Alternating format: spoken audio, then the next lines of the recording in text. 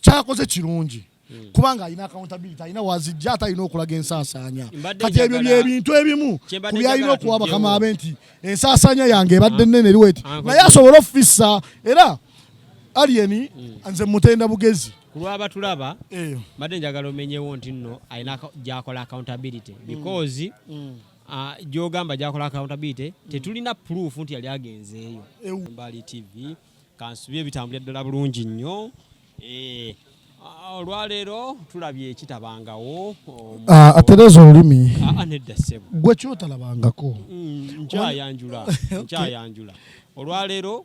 tulabye ekitabangawo omuyimbi Munnayuganda asoose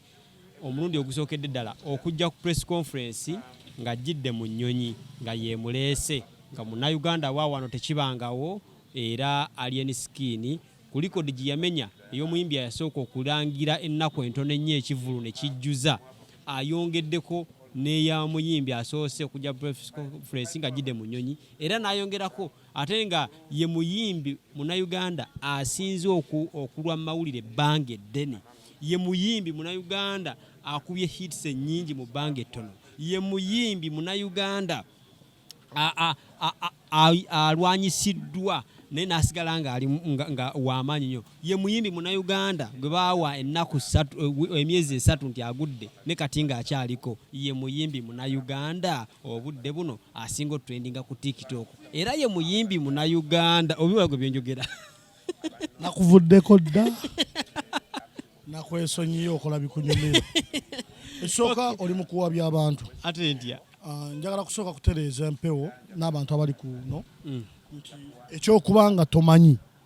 tekikuleetera kuwa information infu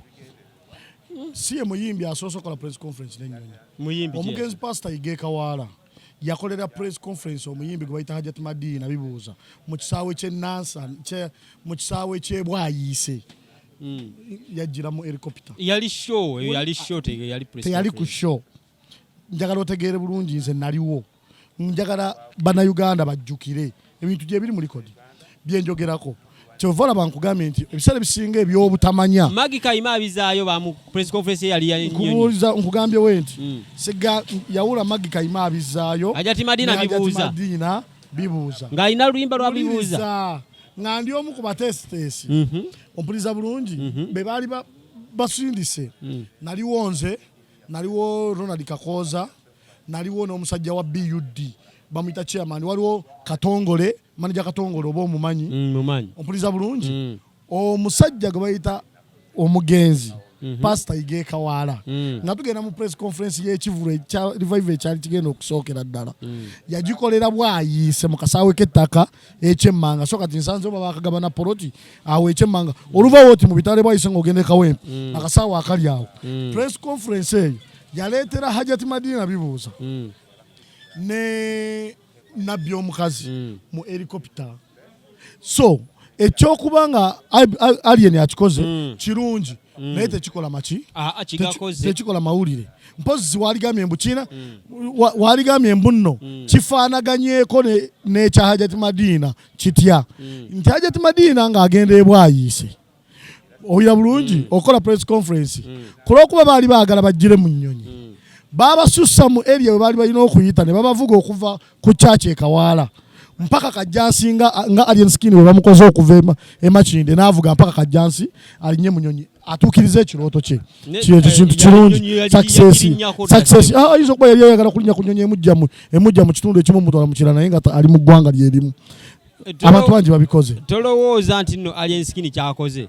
n'ekyokuteeka si kibi saagala banfune bubi naye kyembadde nkutereeza si kibi kyakoze naye si yasoose mbadde njagala just kumenyawo biri ebigambo byogambye Bannayuganda nti yasoose nedda si yakoze ki si yasoose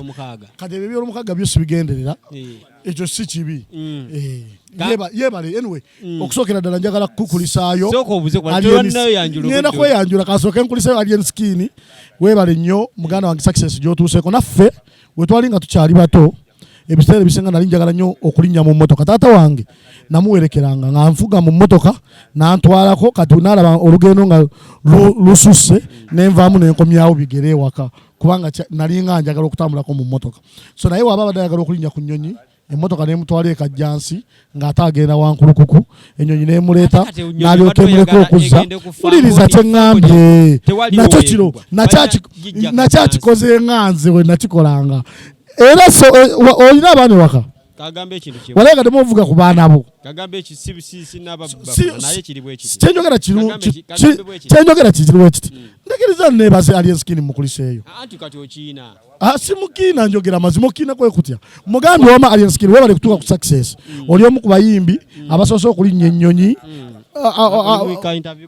oli omu ku bayimbi abagoberedde abayimbi abalinnye ennyonyi okuva mu kitundu ekimu ogenda mu kirala nga siri bali mu ggwanga Uganda. Kagambe ekintu kimu ennyonyi si munnyo nti buli maka ebeeramu kati nze gokinyonnyola onnyonnyola omuntu omukyamu anti kati gwolinga wuliriza nze gonnyonnyola nti si munnyonnyola omuntu omukyamu waliwadde okinyonnyola omuntu atalinyankoko waliwadde okinyonnyola omuntu atagijjangako Kajjansi n'emutwala awantu nagijja Kajjansi n'etwala ewa bayitawo Kalangala abatuuze b'e Kalangala kwe bali kuno babuuze nze nasooka batwalira ennyonyi kiri mu byafaayo nakyo abatuuze b'e Kalangala babuuze kwe bali kuno njagala omuntu nga w'e Kalangala ayogere oba sinze natwala ennyonyi sinze nasooka otwala helicopter e Kalangala ebintu ebimu si binene gy'oli oluusi oba wakabiraba naye eri abantu abamu biki binafu naye nga success ya muganda wange muto wange oba mukulu wange Alien Skin nnungi nti atuukiriza ebirooto bye abantu bangi babanga n'ebirooto okuva mu buto wamma weebale kutuukiriza kirooto kyo ennyonyi yagirinnya dda just kyakoze kumenya obaji mubadde n'eŋŋombe eyo mu Abitex yasinga okukola press conference ez'akabi mbuulira mweno era yaffe eyali agikoze press conference eyo era mugambye mu era yaffe eno bali bajjeeko bali bakaddiye ekyo ndowooza nakyo kipya bajja kikola kisinziira woba okola press conference oba nga okola omukolo gwo kisinziira kyoyagala mpozi tugambe nti wetujjako bali Alien Skin ye upcoming asoose okulinnya ennyonyi okukola press conference n'ennyonyi kituufu yaba asoose aliwa ati ogambye tujjeko bali abayimba edda abayimbi kati kitegeeza tugende ku bano ba upcoming ye upcoming asoose okukola press conference n'ennyonyi si gwa kinnyonnyodde bulungi bulijjo mugamba Nkwakyo festival tejjabaayo bali mu saakasi finally confirmed egenda kubayo nga 31 Wankulukuku era sirimu mu bagamba mutejja kubaayo onjijukira bulungi omanyi gwe oluusi okola interview n'ozeerabira olwaleero mbadde ku Kacumbaali ku makya mbadde ndi mu kuyita mu program gye twakola emabega nayogera ne mbagamba nti abantu badde mbogenda gye baagala ne mbagamba naye nze ani nze Jemba Joseph Kiweewa wemba ndi wakugenda ku mukolo gonna ogwa 31 ngenda wa Ssaabasajja Kabaka nenkuwa n'ensonga zange negamba nti nze kintwala ewa Ssaabasajja Kabaka saagala mutabiikirize obusonga buno obutono mu nsonga ez'amakulu nti omuntu yenna okujja okukola ekintu ng'alwanisa Bwakabaka bwa Buganda siyinza kubeera mabega we okitegedde bulungi entandikwa y'ekintu kyonna Alien kyabadde akola akikola kulwanyisa Bwakabaka bwa Buganda ate n'ekyokubiri ekirungi nti Alien kyakola takifiiririrwamu akifunamu nze gyensonga lwaki atakusaidyemu mmuwagira kubanga olwedde facilitation gyalina emusobozesa okubikola kubanga sizize sente za mwe wa musolo kati gwe tosobola kuzonoonawo otyo yalemereddde okuba ebipande ebitimba ewankulukuku ebitimba ewankulukuku ewulya bulungi n'afuna ezirinya ennyonyi nze nkugambye wenti era ne posta yo Kwakyo nekajumba itugiranga abantu abasinga bo bagifuna sagala tubeerenga abakuba ekivulu ky'omwana njagala twogere tuanalyzinga ensonga ate abantu bategeere ensonga okitegedde bulungi Alien Skin muyozaayoza okulinnya ku nnyonyi ye upcoming asoose okukola press conference n'ennyonyi ekyo kirungi era ne mbajjukizaamu n'abantu bonna abali ku live nti bakulu abantu bonna ng'olina ekintu kyoweegomba naffe twabikolanga nga ndi muto nalinnyanga mu mmotoka nemperekera taata wange n'avugako akabanga nenvaamu nenkomyawo ebigere nga Alien Skin wakoze avuze n'ava emakindye gy'asula n'agenda emmotoka mpaka Kajjansi gye bapangisa ennyonyi helicopter ezo n'alinnya mu helicopter n'atuukiriza ekirooto kye neemuleeta mu kisaawe neddayo era n'avuga n'addayo ewuwe success nnungi mulikomyawa emitima ebibina obutaagaliza awo obutayagaliza bwe buliwa alagenne ebintu ba David bebakola bisoboka era nze kye mugambye mbwe ekyo kirungi muyozaayoza tolowooza nti nno omutima gwalina ogukola ebintu ebyo ebitabangawo ebitali bya bulijjo gwe guyamba industry eno okubeera nti akola accountability gwomanyi sente ze bamuwa okulwanyisa enkuuka y'obwakabaka bwa Buganda gwe njagala ombuulire gwe kyogamenyi gwe wali opangisiza ku helicopter eyo kati nza kubuulira manyi sente zeepangisa ompuliriza bulungi manyi sente zekola ki zeepangisa ekyokubiri ekirungi kyeyina nti evudde kajjansi ng'egenda wali neevaawo ng'ekola ki ng'eddayo awokka ayawukanye n'eddoola 1,500 awo mu reality mu press conference nga tekuliko birala byakoze naye ye kyakoze kirungi kubanga alina accountability alina wazijja ate alina okulaga ensaasaanya kati ebyo byebintu ebimu ku byalina okuwa bakama abe nti ensaasaanya yange ebadde nnene eriweti naye asobola ofisa era aliyeni nze mutenda bugezi kulwaba tulaba mbadde njagala omenyewo nti nno alina gyakola accountability because gyogamba gyakola accountability tetulina proof nti yali agenzeeyo ewa anti gwe gyogamba gyakola accountability yemmwe muwabi ebintu aliyeni asobola okuba nga alina omugaga amuteekamu ssente nga yamubalira kati gwolowoozaawa yenze nkugambye nti alina gyakola ki accountability kasolo yamutaddemu ssente abantu balaba balina information kasolo wa kibiina ki wa NRM minisita mulamba nze abantu bajja kubawa information ogambye alien yeyekoledde ebintu bino talina gyakola accountability bazise ne bakuwa obujulizi nti kasolo owa NRM minisita owa microfinance amuwadde omutwalo akole press conference obuuza lwaki ajjidde mu nnyonyi kubanga alina okukola accountability omutwalo mungi okitegedde bulungi kakati ekyo kivudde mu muntu mulala mwali mugambenze njogera bubi n'olwekyo ebintu oba tobimanyi kiriza ekituleeta wano tubalungamye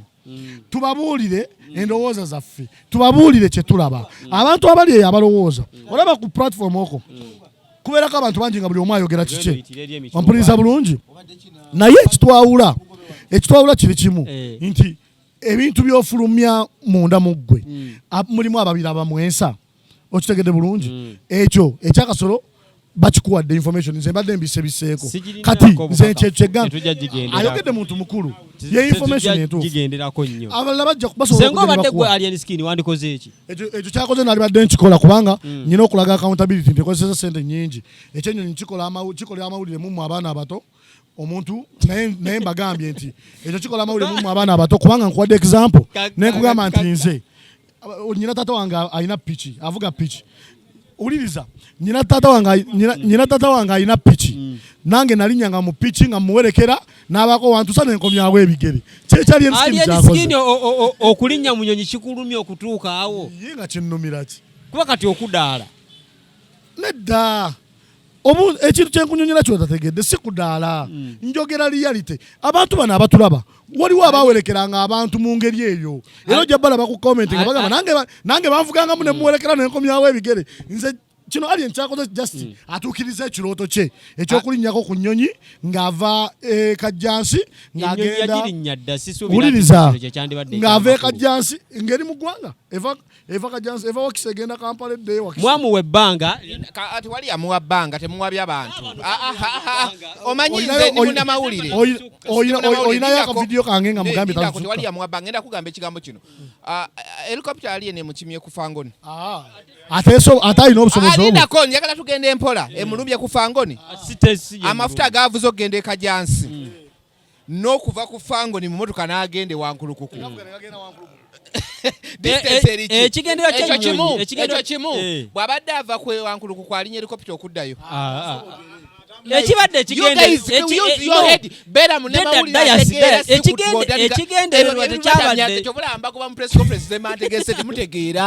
ekigendererwa tekyabadde kyakukweraga nti noba tasobola tutambulamu nekyabadde kyakuteekawo maaka ey'enjawulo ku abadde tekibadde kyakweraga bwe kiba kibadde kyakweraga wuliriza bwe kibadde kibadde kyakweraga yabadde alinnye emmotoka n'atagenda kajasi n'agenda direct wa Wankulukuku distance eri between Wankulukuku ne temwandikyogeddeko ani abadde akyogerako mu kitusibako kuba nti nno alien kirese olwokuba banno abayiseemu akanane ne bakuwa ebiri ono enyini agambe kyanjawulo wabadde ayanjula yalonze omukulembeze dayasi ono enyini mutabani wa gwe ono enyini mutabani wa alien skin wabadde asooka okwanjula program wabadde asooka okwanjula program agambye nti ye muyimbi asoose okola press conference ne mugamba gwe tomanyi ne mugamba omugenzi pastor Igekawala opulisa bulungi waze mweno era naye mutuufu kubanga annyonnyole n'agamba mu ba upcoming kitegeeza alien mu upcoming yasoose kakati ensonga tugende mu nsonga enkulu ezi nga tumaliriza tuve ku nsonga ennafu nga tumaliriza kigambibwa nti nno press conference eno egenza ovuvyamu ng'omukulu Abitex akatengo kazze naga mwana akubye bbulo Abitex kati kambabuzeyo ekibuuzo gwe wobanga olengera ensonga zino nga bwe zitambula Abitex akatengo kamuvaawa kino kyo kigenda kubeera mu likodi ompuliriza bulungi kigenda kubeera mu likodi njagala bannayuganda bakirabe nze nabagamba mujje ensonga ennafu mu nsonga enkulu mujje ensonga za Abitex Emma ne alien skin mu nsonga z'obwakabaka bwa Buganda omanyi amawulire gano gagenda ne galimbalimba abantu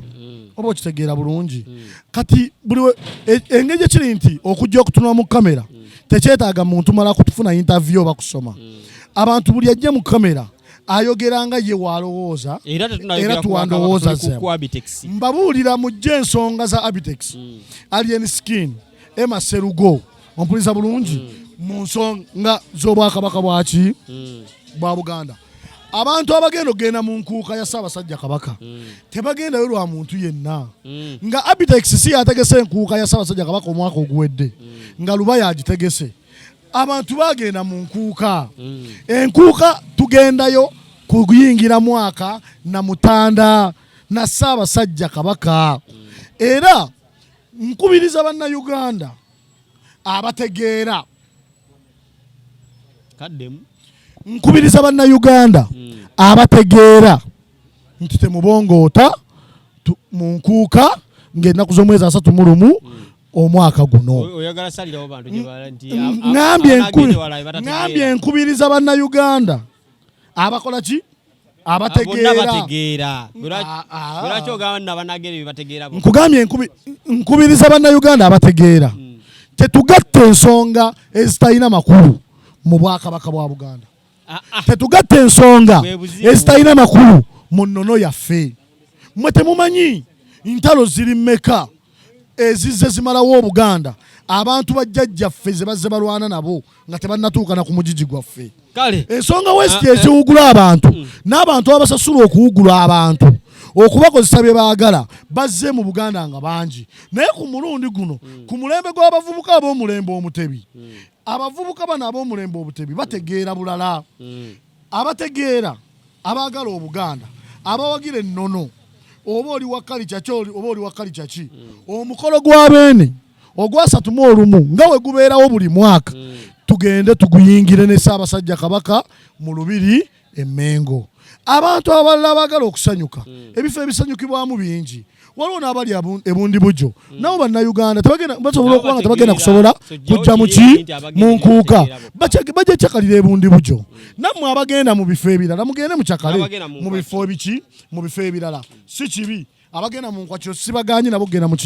nkwakyo si kibi wabula w'obanga ogenda mu nkwakyo genda mu nkwakyo yo toyonoona kifaananyi kya Buganda ng'okirireetinga ku bino ebintu byammwe ebyokulya ebikoola kubanga obwo bulamu bwammwe okitegedde bulungi nedda mubireetinga ne mubuza abantu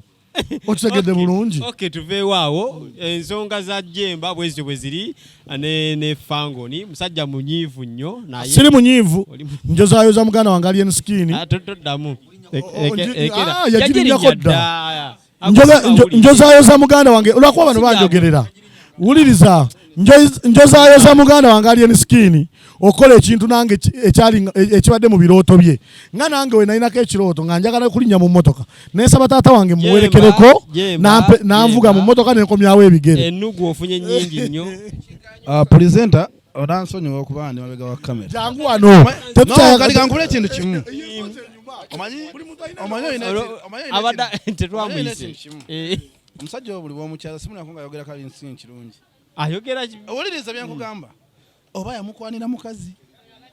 oba yamumandongo alien yakola ki alien gwe wamulira yabuuza ku interview zenda yakola ki alien nze njogera ndowooza yange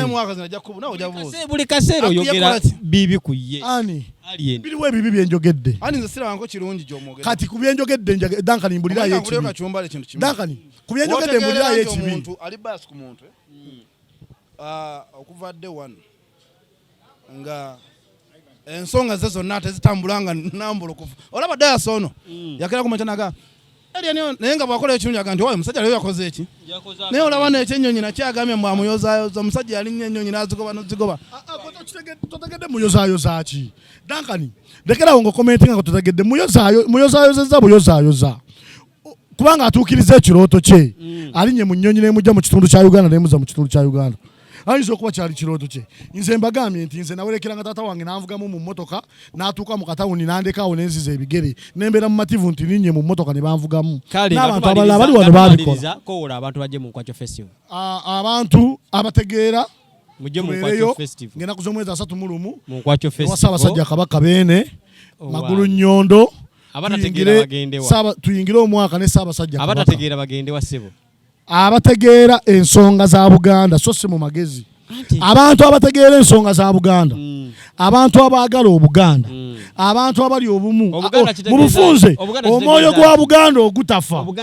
tukwate ekkubo tuyingire omwaka ne Ssaabasajja Kabaka abantu abalala abaagala okugenda mu bivulu ebirala waliyo ebivulu bingi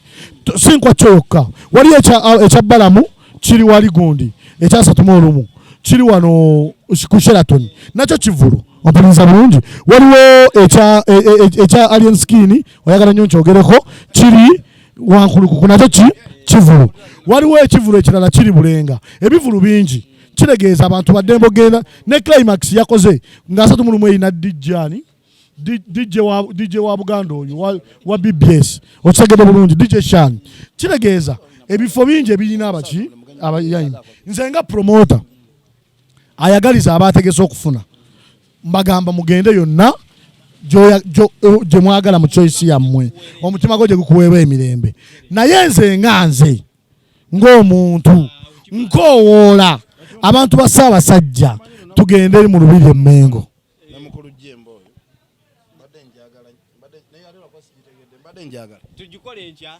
kubanga amanya ina kyayogedde wano kinkwatako nti alina omwoyo gwa Buganda ogutakola ki agende mu lubiri ate era omwoyo gwa Buganda ogutafa gulina sigala munze naawe okitegeera nti omusajja gwe bayita alien skin amanya g'amatuufu Patrick Mulwana abeera muki Muganda omusajja omu yateeka enkuba yagamba takkirizibwa wadde kusaalimbye wadde okweriraanya eki olubiri n'awerekerako omusajja ow'okumeka ow'okubiri omusajja naye era Omuganda Ronald Mayinja ompulira kyemugamba eyayimba ennyimba za Ssaabasajja ezakula ejjeme wansi ng'agobye Patrick Mulwana ne Ronald Mayinja Abitex Musinguzi kati buli bwaga amanyiza agenda kugayo ekintu kimu nti bwe tuddira enkuuka ne tugissa mu bintu bya kati tulinganga bali mu mawanga kitegeera kiba kina omanyi waliwo omuntu gye kyemugambye nti muganda wange yalaba ensobi ya muntu atya talaba nsobi ya muntu wakubiri nze oli gwenjogerako ssaawa zino oliriza Kacyumbaali sokoleke Kacyumbaali oli gweoyogerako nze pulezidenti wange naye nze sikola bintu muwanze Kacyumbaali oba kyali walina okola ekintu nga kibi ongambirawo nti kibi muganda wakoze eki gundi Mulwana Patrick ekyo teyakikoze nti tayagala ki Buganda okitegeera naye yakikoze lwakunyigirizibwa olw'omuntu atya onfuna kyongamba endifa tujjawo kiri ekya sympathy sikeranga okumakya nempya Kabaka wa Buganda ng'alina gwasosodde kati bwe tukeera kumakya tumunyigiriza mu bino tuba tulina gye tuzimba tugambe nti nno omukulu Jemba ayambako omusinguzi okulwanyisa Jemba manyage yani Jemba Kiweewa kati Jemba Kiweewa alwanyisa mulwana sokoleke nchali sokoleke ogenda kunziramu sokoleke uliriza presenter gena maso Jemba Joseph gena Muganda alwanyisa Patrick mulwana Duncan goyine kino Duncan ayina ekigambo kimu kyaganya okuntegeerako. Duncan ayogera ku Patrick mulwana ayogera ku Abitex musinguzi oyira bulungi ayogera ku mannya gesirinamu interest mu saawa zino interest ogirina interest njina mu mukolo gwa Ssaabasajja Kabaka okumanya temutegeera nakayimirira emirundi emingi ngamba gamba ekintu kino nabagamba nti omuntu waba agenda okukola embaga akeera ku makya n'alonda omuntu n'agamba nti gwe mulwana yegwe kyamaani w'embaga yange era mulwana n'asonda ssente z'okukola embaga muliriza nkubuuza ekibuuzo mulwana n'anoonya ssente z'okukola embaga n'akola embaga ekyo kimufuula omugole bino ebintu byenjogera wuliriza bino ebintu byenjogera bigenda kusigala ng'ababitegedde beba abategeera nkugambye nti zino ensonga ze mwogera muzigyeemu mulwana muzigyeemu Abitex wuliriza kyenkugamba ezo si ze ensonga ze njogerako njogera ku mukolo gwa Ssaabasajja Kabaka okuliriza bulungi ogubeerawo buli mwaka nga n'omwaka oguwedde gubaddewo ng'era ono gwe mugamba essaawa zino yagutegese si ye yagutegeka gubaddewo emyaka gya Buganda mingi era ffe ekitutwala mu kamabuli ekintu kimu Ssaabasajja Kabaka oyo omulaba Ssaabasajja Kabaka lwalikeera ku makya n'atugamba nga 31 mbaagala emulubiri emmengo saagalayo kuyimba abantu bange mujjabuzi bannayuganda era bagenda kambuuze kakati mujje ensonga ennafu mujje ensonga ezobutasooka kulowooza eyategeka yenanyini mukolo kati kakubuza ekibuuzo Ivan senga agoba aba yamugamba ani nanyini mukolo omukolo gw'emmengo gwa Buganda gwani gwe baagwa okutegeka n'agoba